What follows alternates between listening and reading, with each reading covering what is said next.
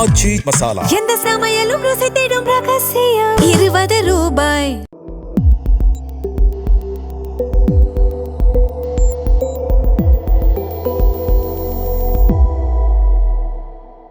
Sir வணக்கம்.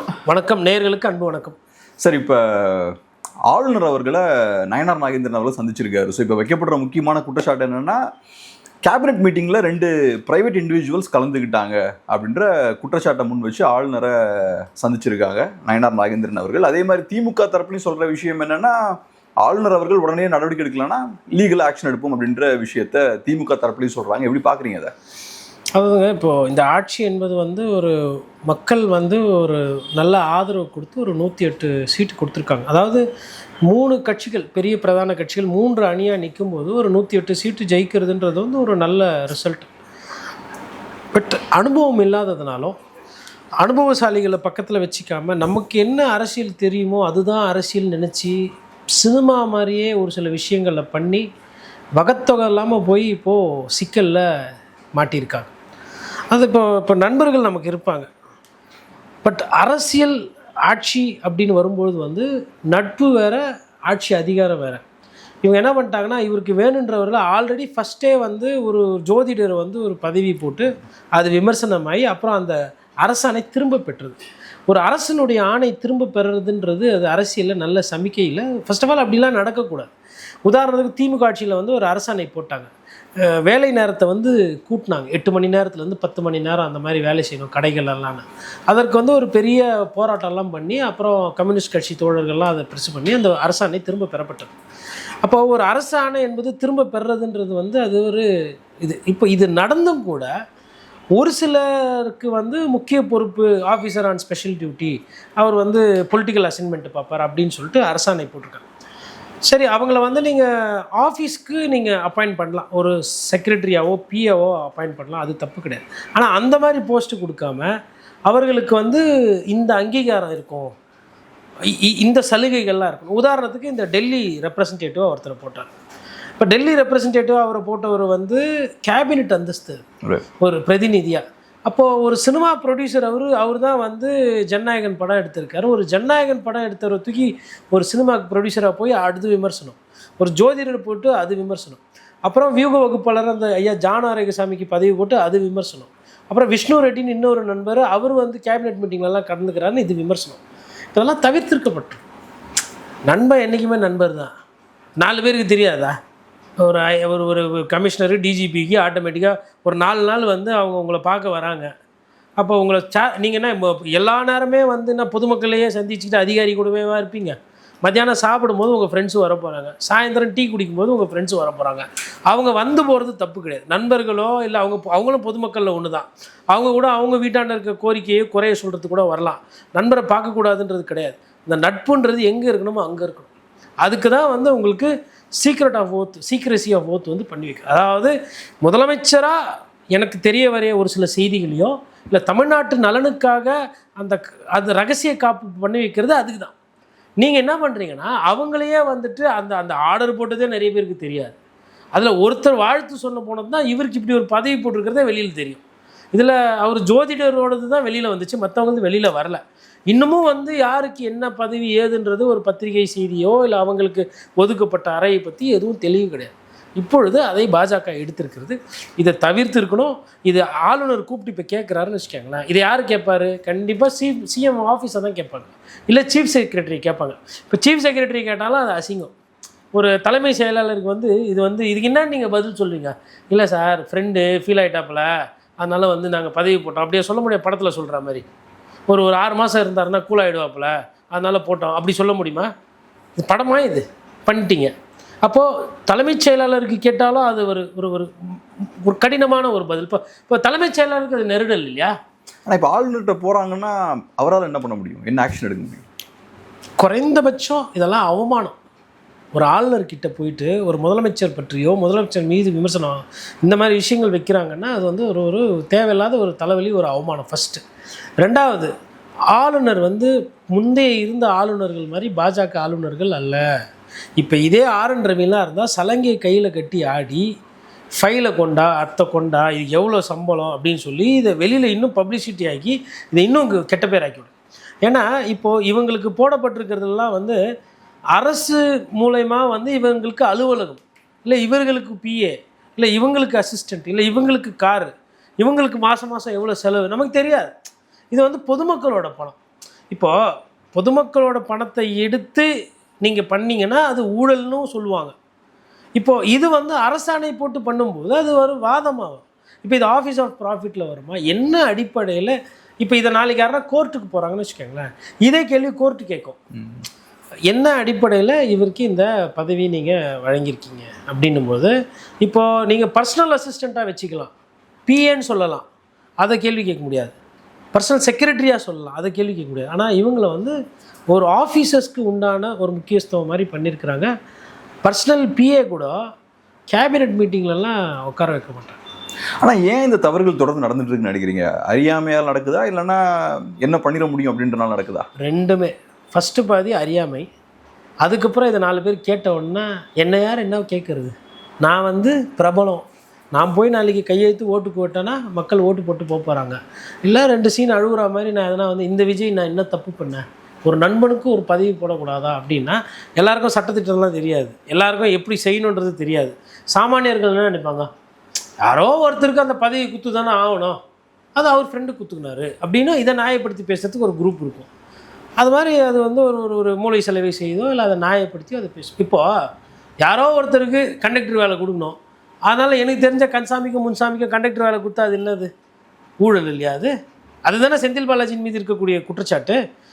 கையூட்டு பெற்றுக்கொண்டு ஒரு சிலருக்கு இவர் வந்து வேலை வாங்கி தருவதாக மோசடி. அப்போது வேலை இதுதானே இதுவும். இப்போ இவங்கன்னா வந்து சும்மா அரசு ஒரு ஆணை போடுமா, இப்போ இவங்களுக்கு அரசு சம்பளம் போகுமா போவாதா, இல்லை தமாஸ்க்கு போட்ட ஜீவோவா? அது அரசுக்கு ஒரு பதவின்னு போடுறீங்க.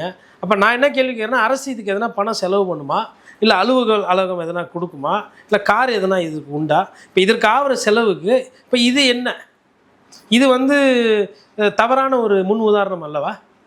எப்படி பண்ணுறீங்க? இப்போ நாளைக்கு இது கோர்ட்டுக்கு போகுதுன்னா கோர்ட்டு ஒரு சில கேள்விகள் கேட்கும். அப்போது இதெல்லாம் தவிர்க்கணும்ல. முறையாக வரீங்க, வந்த உடனே கெட்ட பேர் வாங்கிக்கிற மாதிரி பண்ணுவீங்க. அதாவது இது பெரிய இமாலய ஊழல், இது வந்துட்டு அவங்க இப்போ அடுத்த கேள்வி என்ன வரும், திமுக ஊழல் பண்ணலையா, அதிமுக ஊழல் பண்ணலையா? ஐயா ஃபஸ்ட்டு நல்லா புரிஞ்சுக்கணும், ஊழல் எது, அதிகார துஷ்பிரயோகம் எதுன்னு புரிஞ்சுக்கணும். இதெல்லாம் அதிகார துஷ்பிரயோகத்தில் வரும், இது ஊழலில் வராது. எனக்கு அதிகாரம் இருக்குது, நான் துஷ்பிரயோகம் பண்ணுவேன், என்ன யார் கேள்வி கேட்குறது? ஆமாம், என் ஃப்ரெண்ட்ஸு கேபினெட் மீட்டிங்கில் வந்து உட்காருவாங்க, என்ன இப்போது அப்படி நீங்கள் பேசி வாதம் பண்ணுற ஆளுங்கக்கிட்ட நீங்கள் ஒன்றும் பேசி புரிய வைக்க முடியாது. அப்போ 4 பேர் இந்த மாதிரி கவர்னர்கிட்ட போய் கொடுப்பாங்க, நாளைக்கு அப்புறம் போஸ்டர் வச்சு ஒட்டுவாங்க, அப்புறம் ஊராக போய் சொல்லுவாங்க, அப்புறம் கோர்ட்டுக்கு போவாங்க, சந்தி சிரிக்கும். இதுக்கெல்லாம் வந்து விளக்கம் கொடுத்து முட்டு கொடுத்துட்டுருக்கோம். இதுக்கு இப்போ ஐயா சண்முகம் இதுக்கு என்ன பண்ண முடியும், இல்லை அண்ணன் நேர்ச்சி தமிழர் திருமாவளவன் என்ன சொல்ல முடியும்? இதெல்லாம் வந்து தவறான முன் உதாரணங்கள். இப்போ இப்படியே போச்சு. இப்போ நாளைக்கு வந்து வேறு ஒருத்தர் முதலமைச்சர் ஆகிறாரு, அவர் ஒன்று விட்டு சித்தப்பா, தூரத்து பங்காளி, அதுக்கப்புறம் அவர் சொந்தக்காரு, தாய்மாமன் வழியில் உறவு, சித்தப்பா முறையில் உறவு, அந்த மாதிரி எல்லோரும் ஒரு 10 பேருக்கு பதவி போட்டால் அது இதுக்கு முன்னாடி யாருன்னா அப்படி பண்ணாங்களா? இப்போது இவர் இருந்தார், முன்னாள் முதலமைச்சர் கருணாநிதி இருந்தார், அவர் வந்து அவருக்கு ஒரு பிஏ செக்ரட்டரிலாம் போட்டிருந்தார். இப்போது ஸ்டாலினும் போட்டிருந்தாங்க. பிஏ என்பது வேறு, செக்ரட்டரி என்பது வேறு. நீங்கள் வந்து குழப்பிக்கிறீங்க, எல்லாரையுமே ஆஃபீஸர்ன்ற மாதிரி பண்ணது வந்து இது வந்து ஒரு பெரிய, இப்படியெல்லாம் இது மாதிரியெல்லாம் தப்பு பண்ணுவாங்க நான் எதிர்பார்க்கல. இப்போ இதை பற்றி நம்ம பேசுவோம்னா நான் நினைக்கல. இப்போ என்னென்னா சார், இப்போ பாஜகவை பொறுத்தளவு அவங்களோட நிலைப்பாடு என்ன, தாவேக்காவை அவங்க எப்படி பார்க்குறாங்க அப்படின்ற கேள்வி இருக்கு. ஏன்னா இப்போ திமுகவை தான் எதிர்க்கிறாங்க தாவேக்கா, ஆனால் தமிழ்நாட்டில் பாஜக ஸ்ட்ராங்காக தாவேக்காவை அப்போஸ் பண்ணுறாங்க. ஆனால் நேஷனல் லெவலில் பார்க்கும்போது பாஜக தலைவர்கள் பெருசாக தாவேக்காவை அட்டாக் பண்ண மாதிரி தெரில. ஸோ ஒரு விதமாக ஒரு கன்ஃபியூஷன் இருக்கு பாஜகவோட நிலைப்பாட்டில். இல்லை, அது கன்ஃபியூஷன்றதை தாண்டி அவங்க வந்து வெயிட் அண்ட் வாட்ச்க்கு போகிறாங்க. 2 மாதம் கூட முழுசாக முடியல. தமிழ்நாட்டில் ஏன் இப்போ அவசரம்? தமிழ்நாட்டில் அவசரம் கிடையாது, இப்போ தானே ஸ்லைட்டாக ஆரம்பிக்கிறாங்க. இப்போ தானே போய் கவர்னரை போய் பார்த்துட்டு, அது காங்கிரஸ் மினிஸ்டரை சிங்கிள் அவுட் பண்ணி நயினார் நாகேந்திரன் மனு கொடுக்குறாரு இல்லைங்களா? அதாவது ஒரு அமைச்சர் என்பவர் ஒரு இலக்கணமாக இருக்கணும், பொது வெளியில் குழந்தைகளை தொடும்போது எங்கே தொடுறது எப்படி தொடுறதுன்னு இருக்குது, குட் டச் பேட் டச்சுன்ற அந்த கான்செப்ட் நம்ம பேசிக்கிட்டு இருக்கோம். ஏன்னா இந்த சூழ்நிலை என்ன பேக்ரவுண்ட்னா பாலியல் சீண்டல்கள் நடந்து கொண்டிருக்கிறது. அப்படி இருக்கும்போது என் பார்வைக்கு அப்படி தெரியல. ஆனால் நயினார் நாகேந்திரன் அவர்களுக்கோ பாஜக பார்வையில் பார்க்கும்போது அது தவறான ஒரு எடுத்துக்காட்டு. பதவியே விலகணும் அப்படின்ற அளவுக்கு கேட்குறாங்க. அவர் சொல்கிறாரு இல்லை நான் வந்து அப்புறம் அவரும் விளக்கெல்லாம் கொடுத்துருக்குறாரு.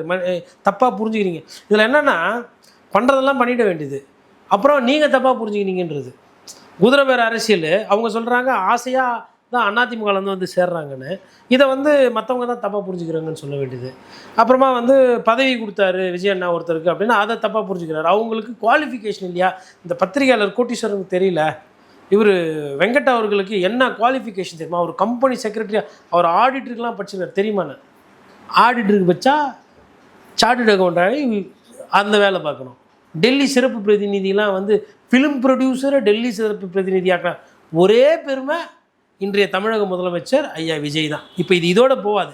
நாளைக்கு பவன் கல்யாணுக்கோட ப்ரொடியூசர் இருப்பாங்களே, யாருன்னா படம் போட்டுங்களேன், ஐயா பாபு தெலுங்குலேயே கேட்பாங்க. అక్కడ తమిళనాడులో ఫిలిం ప్రొడ్యూసర్ ఢిల్లీ రిప్రజెంటేటివ్ ఉంది, ఇక్కడ ஒன்றும் లేదు எதனா பார்த்து செய்யும் அப்படின்ற ரேஞ்ச் சரியாக தெலுங்கு தெரில. அவங்க அந்த மாதிரி கூட கேட்பாங்க. நாளைக்கு அப்புறம் இப்போ கன்னடாவில் ஒரு சூப்பர் ஸ்டார் ஒருத்தர் வந்திருக்கிறாரு. இப்போ கேஜிஎஃப் படம்லாம் நடிச்சிட்டு இருக்காருல்ல. இப்போ அவரே ஒரு வேளை நாளைக்கு வந்து ஒரு முதலமைச்சர் ஆயிடுறாருன்னா அவர் படம் போட்டு ஃபிலிம் ப்ரொடியூசர் இருப்பார். அவரும் எனக்கும் ஒரு ராஜ்யசபா எம்பி ஆக்கி கொடுங்க, இல்லை என்னையும் டெல்லி சிறப்பு பிரதிநிதி ஆக்கி கொடுங்க, அதெல்லாம் நடக்கும். அப்போது உங்களோட குவாலிஃபிகேஷன் எங்கேங்க? இன்றைக்கி அரசில் வந்து ஒரு பியூன் எடுக்கிறது, இல்லை ஒரு வண்டி ஏங்க தூய்மை பணியாளர் வேலைக்கு எடுக்கிறதுனாவே 1008 ரூல்ஸு சொல்கிறாங்க.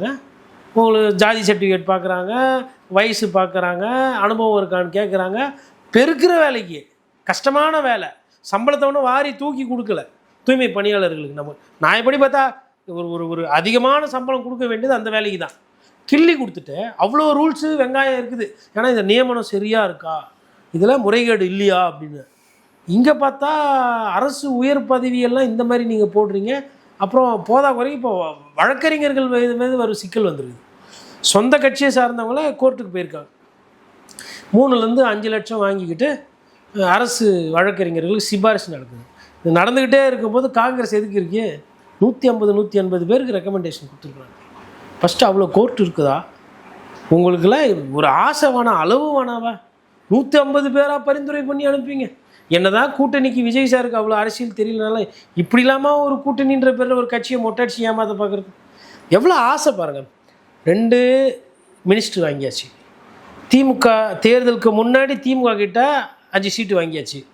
அதுக்கப்புறம் அவங்கக்கிட்டே ஒரு ராஜ்யசபா சீட்டுக்கு பண்ணியாச்சு. கூட்டணி முறிஞ்சு வெளியில் வந்ததுக்கப்புறமா இங்கே வந்து 2 மினிஸ்டர் வாங்கியாச்சு. இங்கே ஒரு ராஜ்யசபா வாங்கிட்டு அதுக்கப்புறமா வந்து இப்போ பரிந்துரையெல்லாம் போயிட்டுருக்குது. இது இல்லாமல் 30% உள்ளாட்சியில் ஒதுக்கீடு வேணுமா?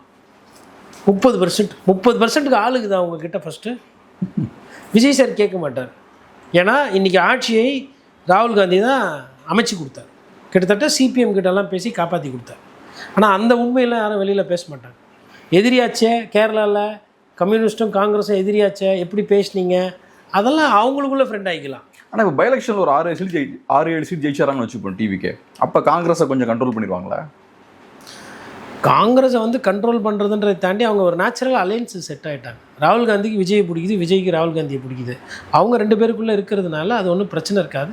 காங்கிரஸ் எல்லாம் வந்து கண்ட்ரோல் பண்ணுற நிலைமையிலலாம் தமிழ்நாட்டில் இக்னோர் பண்ணிட்டு போயிட்டே இருப்பார். விஜய் சாருக்கு அது ரொம்ப கைவந்த கலை. இக்னோர் பண்ணிட்டு எவ்வளோ பேரை இக்னோர் பண்ணுங்கிறாரு. இவங்கெல்லாம் எந்த மொழிக்கு நிறைய அப்பாயின்மெண்ட்ஸ் அந்த மாதிரி விஷயங்களே நீங்கள் வந்து விஜய் சார் வந்து இன்ட்ராக்ட் பண்ணுற மாதிரி பிஸ்னஸ் கேப்டன்ஸ் கிட்டேயோ இல்லை வந்து கான்சல் ஜென்ரல்ஸ்லேருந்து வரவங்க கிட்ட ஒரு ப்ரீஃபிங்கோ இல்லை அந்த மாதிரி வீடியோஸோ இல்லை அந்த மாதிரி ப்ரெஸ் ரிலீஸ்லாம் நம்ம டெய்லி பார்க்குறது இல்லையா. So is a very the most premium chief minister. Is not the regular chief minister. Not everybody can have access or a dialogue or an interaction with the chief minister of Tamil Nadu. Of course chief minister, but still அதில் வந்து ஒரு முக்கியமான ஒரு பாங்கு இருக்குது. எல்லோருக்கும் உண்டான ஒரு முதலமைச்சராகவோ பொதுமக்களிடம் போய் கும்பலாக மனு வாங்குறதையோ இல்லை தமிழ்நாடு பூரா சுற்றி நான் நன்றி தெரிவிப்பேன்னு சொன்ன ஒரு முதலமைச்சரையோ இல்லை ஜெயிச்சு கரூருக்கு கிட்டத்தட்ட 50 நாள் கழித்து போகக்கூடிய ஒரு முதலமைச்சரை தான் நம்ம பார்க்குறோம். ஒரு யதார்த்த முதலமைச்சர்ன்றதை தாண்டி அவர் ஒரு பிரபலமான ஒரு முதலமைச்சராக தான் காட்சி தருகிறார். நான் ஏன் கேட்குறேன்னா, இப்போ காங்கிரஸ் பார்ட்டியை பொறுத்தளவில் அவங்களோட அரசியல் வேறையா இருக்குது, தாவேக்கா அரசியல் வேறையா இருக்குது. காங்கிரஸுக்கு பிஜேபி தான் டார்கெட்டு, தாவேக்காவுக்கு திமுக தான் டார்கெட்டு. ஸோ அப்படி பார்க்கும்போது ஒரு பெரிய ஒரு முரண் உள்ளுக்குள்ளே இருக்கு இல்லையா? ஏதோ ஒரு வகையில் காங்கிரஸ் ஒரு லைபிலிட்டியாக தான் உள்ளே உட்காந்துருக்காங்களோன்னு தோணுது. ஒன்று நிறைய டிமாண்ட் பண்ணுறாங்க, இன்னொன்று அரசியலும் வேற. இல்லை, தோன்றதுக்கு ஒன்றுமே கிடையாது. இது யதார்த்தம் தான் நீங்கள் கேட்குறது. காங்கிரஸ் வந்து தமிழகத்தினுடைய பேக்கேஜின்றது நிறைய பத்திரிகையாளர்கள் விமர்சனம் வைப்பவர்கள் சொல்லிட்டு தான் இருக்கிறாங்க. ஒன்றும் இல்லை, திமுக கொஞ்சம் புத்திசாலித்தனமாக யாரும் இது கணிக்கலை. ஒருவேளை காங்கிரஸை கூட்டணி விட்டு கழட்டி விட்டுருந்தாலுமே அவங்க போய் ஒரு 60-70 சீட்டு வாங்கி நிறைய இடம் அவங்க ஜெயிக்கிறதுக்கு உண்டான வாய்ப்பு இருந்தது. இப்போது ஸ்ட்ரைக் ரேட்டு பாருங்கள், காங்கிரஸோட strike rate across the country, நீங்கள் தமிழ்நாடுன்னு ஒன்று எடுக்க வேணாம், அக்ராஸ் த கண்ட்ரி நீங்கள் எடுத்தீங்கன்னா காங்கிரஸோட வெற்றி வாய்ப்பு விகிதாச்சாரம் என்பது மற்ற மாநில கட்சிகளை விட குறைவு. அந்த மற்ற மாநில கட்சிகளை விட குறைவான காரணத்தினால்தான் தேஜஸ்வி யாதவ் வந்து முதலமைச்சராவதில் தடுக்கப்பட்டது. 2ஆம் முறையும் அதிகமான சீட்டு வாங்கி அங்கே ஒரு கட்சியை முடிச்சு விட்ட பெருமை வந்து பிஜேபி சேராது. ஆர்ஜேடியை இன்றைக்கி இந்த நிலைமைக்கு எடுத்துன்னு வந்து விட்டதுக்கு முழு காரணம் காங்கிரஸ் தான். கூட்டணின்ற பேரில் போய் முதலமைச்சராக சொல்ல மாட்டோம், கடைசி நேரம் நாமினேஷன் முடிகிற அன்னைக்கு காலையில் வேட்பாளர் சொல்லுவோம், அப்புறமா பார்த்தா ஏ ஃபார்ம் பி ஃபார்ம் வேறு ஒருத்தர் கையில் இருக்கும், நான் தான் வேட்பாளர் இன்னொருத்தர் சொல்லுவார். இதெல்லாம் வெறும் நீங்கள் காங்கிரஸ் கட்சியில் தான் 180 150 180 பரிந்துரை பண்ண ஒரு கட்சி தமிழ்நாட்டில் பார்த்துருக்கோமா? வழக்கறிஞருக்கு இதுவரையிலும் ஆஃபிஷியலாக ஒரே கட்சி காங்கிரஸ் கட்சி. இப்போ நாளைக்கு உள்ளாட்சி தேர்தலில் 30 சீட்டு இல்லைங்களா, என்னென்னலாம் கூத்து நடக்கும் போது பாருங்கள். ஒருத்தர் வந்து அதிகாரப்பூர்வ வேட்பாளர்னார், இன்னொருத்தர் அது ஒன்றும் இல்லை. இப்போது ஒரு சில எம்எல்ஏவே தாவேக்கா சார்பாக இல்லாமல் வேறு கட்சியிலேருந்து வந்தவங்க திடீர்னு எம்எல்ஏ ஆன வரலாறு இன்றைக்கி தாவேக்கா. இவர் தான் வேட்பாளர்னு சொல்லப்பட்டு இல்லை இவர் தான் பேசப்பட்டு வேறு ஒருத்தர் நின்னதா மாதிரியும் தமிழ்நாட்டில் நடந்திருக்கு. இப்போ தாவேக்கா கட்சிக்கும் அது புதுசு. காங்கிரஸ் இந்த மாதிரி விஷயத்தெல்லாம் நல்லா யூஸ் பண்ணுவாங்க. அதனால் காங்கிரஸ் வந்து will continue to be a package.